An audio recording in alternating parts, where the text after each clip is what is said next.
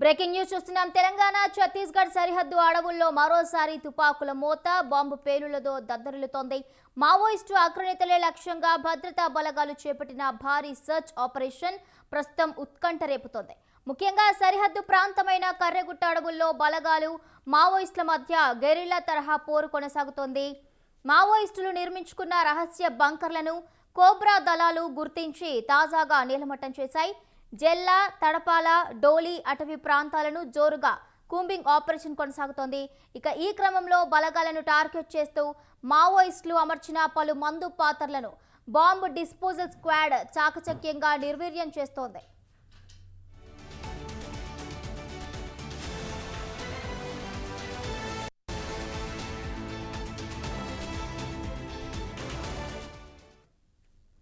కర్రెగుట్ట ప్రాంతంలో భారీగా పేలుళ్ల శబ్దాలు వినిపిస్తుండటంతో స్థానిక గిరిజన గ్రామాలు భయాందోళనకు గురవుతున్నాయి.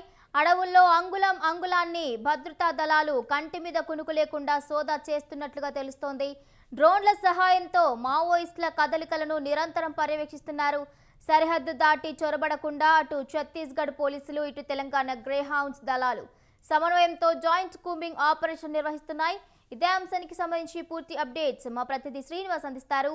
శ్రీనివాస్, భవాని, ఏదైతే కర్రెగుట్టల్లో ఆపరేషన్ కాగారో అయితే కేంద్ర ప్రభుత్వం అయితే మొదలు పెట్టింది. ఆపరేషన్ కాగారో అంటే అంతిమ యుద్ధం అనే అర్థం.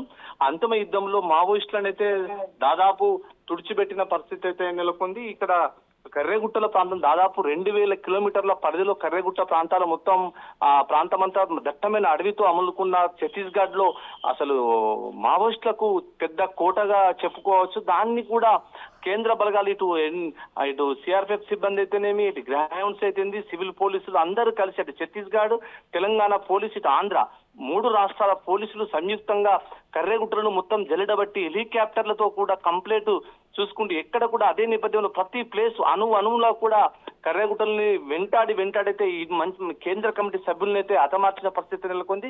అన్నిటికన్నా మోస్ట్ వాంటెడ్ అయిన హిడ్మాని కూడా వెంటాడి కర్రెగుట్టల ప్రాంతంలో నుండి పారిపోయే విధంగా అయితే కేంద్ర బలగాలు, రాష్ట్ర పోలీసు బలగాలు అయితే చేయడంలో అయితే ఒక కృతనిశ్చయం అంటే ఒక విజయం సాధించిన పరిస్థితి నెలకొంది. ఇదే నేపథ్యంలో ఆపరేషన్ కంగారు నెలకొల్పిన కేంద్ర ప్రభుత్వం దాదాపు చేపట్టిన కొన్ని రోజుల్లోనే మావోయిస్టు పార్టీ కనీసం కనుమరుగే పరిస్థితి నెలకొంది. అదే కోణంలో ఇంకొంతమంది ముఖ్య నాయకులు తలదాచుకున్న నేపథ్యంతో ఒక 4-5 రోజుల క్రితం నుంచి 2000 నుంచి 3000 మంది భద్రతా బలగాలైతే కర్రెగుట్టను మొత్తం చుట్టుముట్టి అణువున గాలించి మావోయిస్టులకు ఎన్కౌంటర్ చేసిన పరిస్థితి నెలకొంది. ఇదే నేపథ్యంలో గత 2-3 రోజుల క్రితం కూడా ఎన్కౌంటర్ అక్కడ జరగడం జరిగింది. అక్కడ కొంతమంది మావోయిస్టులు చనిపోవడం, దాంట్లో ఒక జవాన్ కూడా గాయపడ్డ పరిస్థితి నెలకొంది. గాయపడ్డ జవాన్ని హెలికాప్టర్ లో హుటాహుటిన ఆసుపత్రికి తరలించిన పరిస్థితి నెలకొంది. భవాని, అదే నేపథ్యంలో మావోయిస్టులు పోలీసుల కోసం అమర్చిన